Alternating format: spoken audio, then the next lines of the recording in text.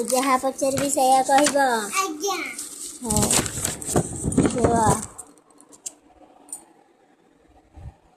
ତୁମ ଗଣବେଶର ରଙ୍ଗ? ସାର୍ଟ ଧଳା, ପ୍ୟାଣ୍ଟ ନୀଳ। ତୁମ କମରପଟ୍ଟିର ରଙ୍ଗ? ଲାଲି। ତୁମ ଜୋତାର ରଙ୍ଗ? କଳା। ତୁମ କଳାପଟାର ରଙ୍ଗ? କଳା। ତୁମ କେଶର ରଙ୍ଗ? କଳା। କୋଇଲାର ରଙ୍ଗ? କଳା। ଆକାଶର ରଙ୍ଗ? ନୀଳ। ଘାସର ରଙ୍ଗ? ସବୁଜ। କ୍ଷୀରର ରଙ୍ଗ? ଧଳା। ଇନ୍ଦ୍ରଧନୁ ରଙ୍ଗ? ବାଘନିଶ ହଲାନା। କହିଆ।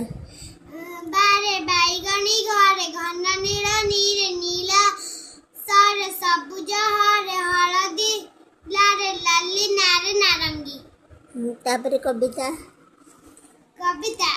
ପ୍ୟାଣ୍ଟ ନୀଳ, ବେଲ୍ଟ ଲାଲି, ସାର୍ଟ ରଙ୍ଗ ଧଳା, ସବୁଜ କ୍ଷେତ ପତର, ପୁଣି ଜୋତାର ରଙ୍ଗ କଳା। ରସଗୋଲା ପାଟିକୁ କିପରି ଲାଗେ? ମିଠା। ଟଭା ଲେମ୍ବୁ ପାଟିକୁ କିପରି ଲାଗେ? ଖଟା। ତେନ୍ତୁଳି କରମଙ୍ଗା ପାଟିକୁ କିପରି ଲାଗେ? ଖଟା। ଅଁଳା ବାହାଡ଼ା ହରିଡ଼ା ପାଟିକୁ କିପରି ଲାଗେ? କଷା। ସମୁଦ୍ର ପାଣି କିପରି ଲାଗେ? ଲୁଣିଆ। କଲରା ଲିମ୍ବ ମେଥି କିପରି ଲାଗେ? ପିତା।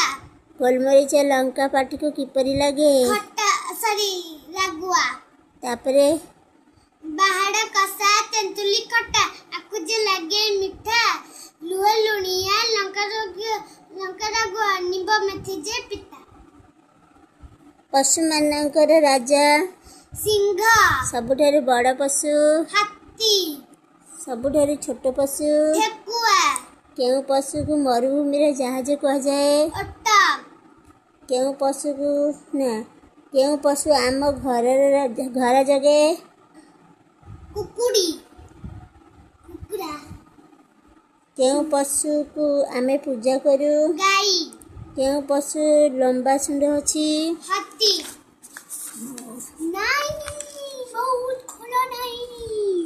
କେଉଁ ପଶୁର ସିଂହ ନାହିଁ?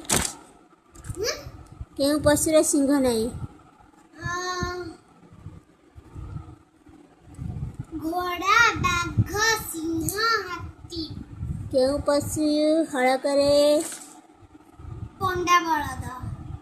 କେଉଁ ପଶୁ ଗୃହପାଳିତ ପଶୁ? ଗାଈ, ଛେଳି, ମେଣ୍ଢା।